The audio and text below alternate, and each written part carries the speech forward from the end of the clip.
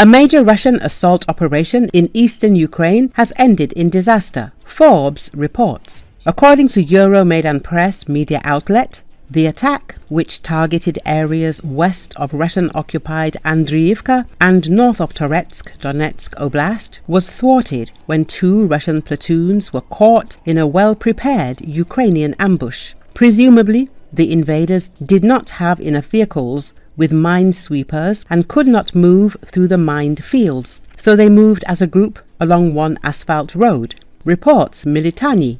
The assault group, consisting of approximately 2 platoons with a full complement of armoured vehicles, appears to have lacked critical mine-clearing equipment such as rollers, ploughs and explosive line charges.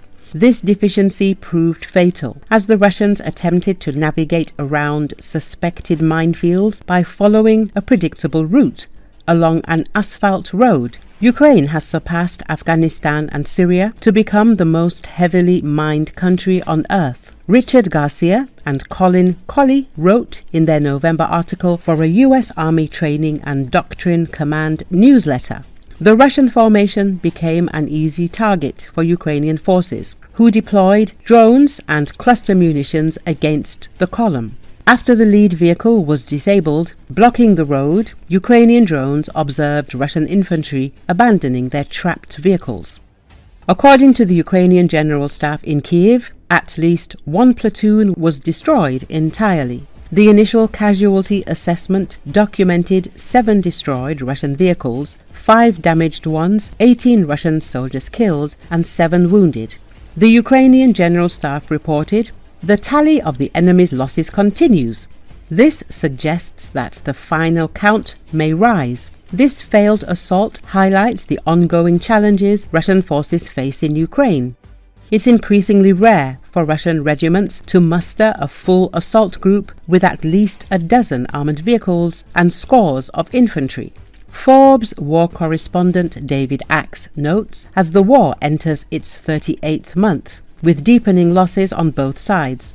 Military analysts Jack Watling and Nick Reynolds, in a study for the Royal United Services Institute in London, explain that Ukrainian forces seek to anticipate the routes to be used for attacks each day and lay anti-personnel and anti-tank mines and prepare fires to engage Russian troops before they engage Ukrainian positions. The defeat of this assault group may impact Russia's efforts to disrupt recent Ukrainian counterattacks around Toretsk, where Ukrainian forces have reportedly been making advances.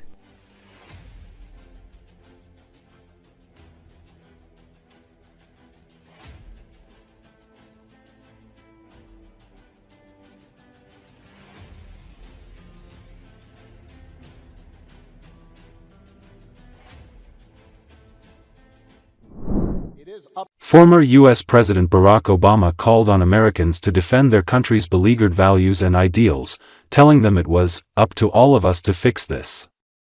According to Associated Press speaking to arts college students at Hamilton College in New York on Thursday, Obama said, "The most important office in this democracy is the citizen.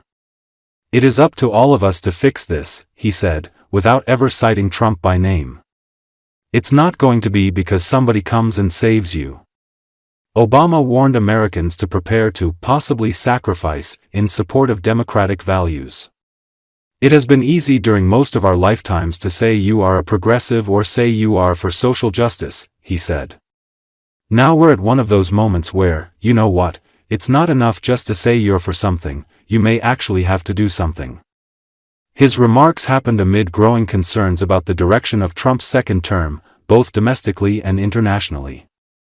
The administration has recently come under fire for its crackdown on foreign college students and its use of federal funding threats to pressure universities seen as too progressive, a move critics say is part of a broader campaign to stifle dissent and reshape higher education.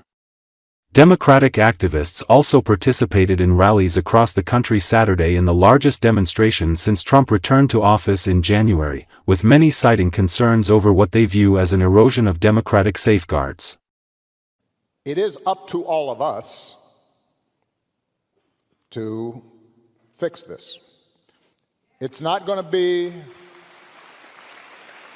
It's not going to be because somebody comes and saves you. The most important office in this democracy is the citizen, the ordinary person, who says, no, that's not right. It has been easy during most of our lifetimes to say you are a progressive, or say you are for social justice, or say you're for free speech, and not have to pay a price for it. And now we're at one of those moments where, you know what, it's not enough just to say you're for something. You may actually have to do something and possibly sacrifice a little bit. All right, we say we're for equality. Are we willing to fight for it? Are we going to risk something for it? We say that we're for rule of law. Are we going to stick to that when it's tough, not when it's easy? We believe in freedom of speech. Do we stand up for freedom of speech when the other person talking is saying stuff that infuriates us and is wrong and hurtful? Do we still believe in it?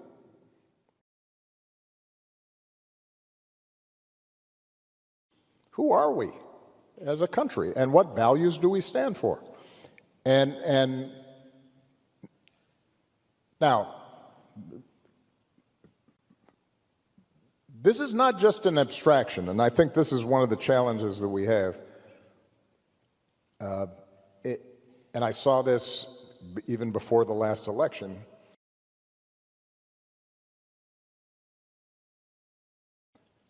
I think people tend to think, democracy, rule of law, independent judiciary, freedom of the press, that's all abstract stuff because it's not affecting the price of eggs. Well, you know what? It's about to affect the price of eggs.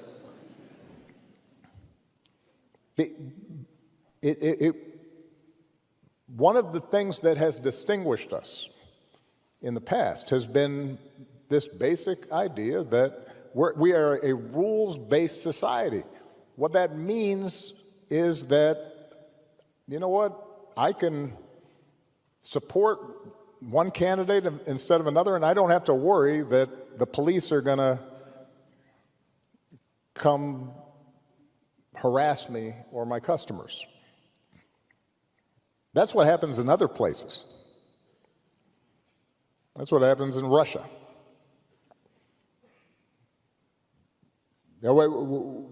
We take for granted the idea that we don't have to pay bribes or hire somebody's cousin in order to get a business permit.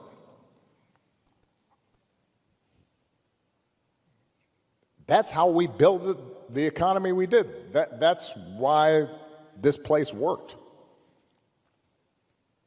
And it has very concrete impacts on all of our lives.